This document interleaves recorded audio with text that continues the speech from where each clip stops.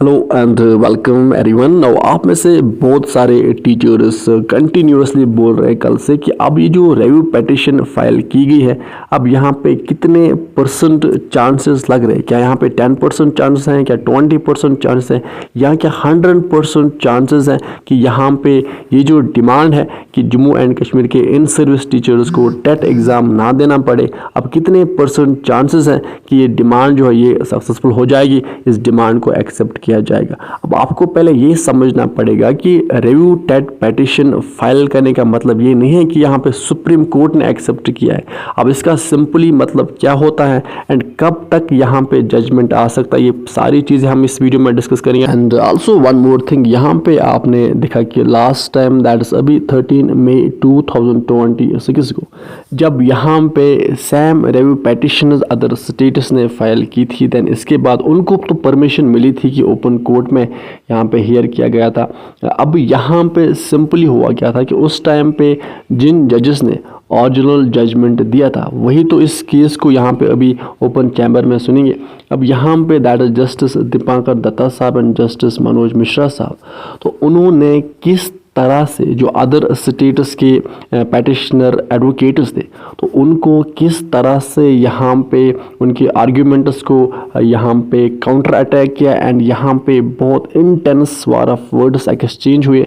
So that is why अब यहाँ पे जो जम्मू एंड कश्मीर यानी जो पिटिशनर एडवोकेट होगा हमारे JNK से, अब यहाँ पे कैसे ये अपने आर्ग्यूमेंट्स रखेगा एंड वहाँ से कैसे काउंटर अटैक होगा, that is gonna be interesting to watch. So that is why हम इस केस को यहाँ पे फॉलो करेंगे एंड एक्सपेक्टेड है कि यहाँ पे बहुत ही जल्दी कोई ना कोई जजमेंट आएगा। देन इसके बाद अगर जजमेंट फेवर में नहीं आया तो यहाँ पे हमारे जम्मू एंड कश्मीर गवर्नमेंट को टेट जो एग्ज़ाम है वो कंडक्ट करना पड़ेगा। उसके यहाँ पे जो सिलेबस वगैरह एग्ज़ाम फॉर्म्स वगैरह वो यहाँ पे आउट करने पड़ेंगे।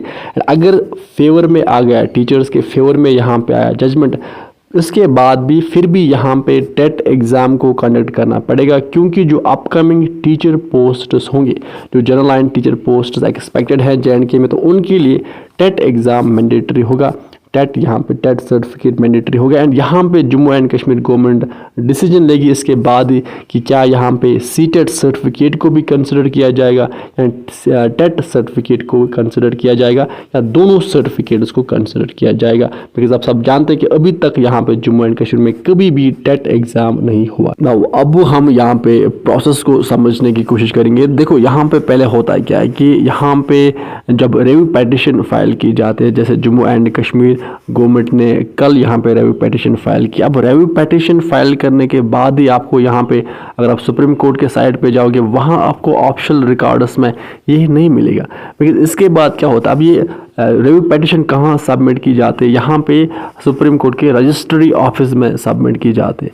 अब इसके बाद देन यहाँ पे इसको एक डायरी नंबर असाइन होगा, रजिस्ट्री जो है वो यहाँ पे डायरी नंबर असाइन करेगी इसको एंड इसके बाद देन यहाँ पे सिक्योरिटाइजेशन हो जाएगी। अब सिक्योरिटाइजेशन का मतलब होता है कि यहाँ पे सिंपली डॉक्यूमेंट्स को चेक किया जाएगा एंड इसके बाद जो कोर्ट फी वगैरह है वो डिस्कस किया जाएगा एंड फर्दर यहाँ पे देन इसके बाद अब यहाँ पे अगर डॉक्यूमेंटेशन वेरिफिकेशन में सिक्योरिटाइजेशन प्रोसेस में यहाँ पे अगर कुछ डिफेक्ट्स नहीं दिखे देन इसको यहाँ पे रजिस्ट्रेशन होगी। अब रजिस्ट्रेशन का मतलब यहाँ पे सिंपली ये है कि यहाँ पे जब रजिस्ट्रेशन हो जाएगी एंड इसके बाद देन आप सुप्रीम कोर्ट के एंड इसमें हार्डली आपको 10 से 15 दिन लगते हैं एंड इसके बाद आप सुप्रीम कोर्ट के ऑप्शनल साइट पे आओगे, वहाँ पे हमें रिकॉर्ड्स में यहाँ पे ये मिलेगा। नाउ अब यहाँ पे रजिस्ट्रेशन के बाद ये जो रिव्यू पिटीशन है इसको सेंड किया जाएगा उन जजेस के पास जिन्होंने ओरिजिनल जजमेंट दिया था। दैट इज़ यहाँ पे जस्टिस दीपांकर दत्ता साहब है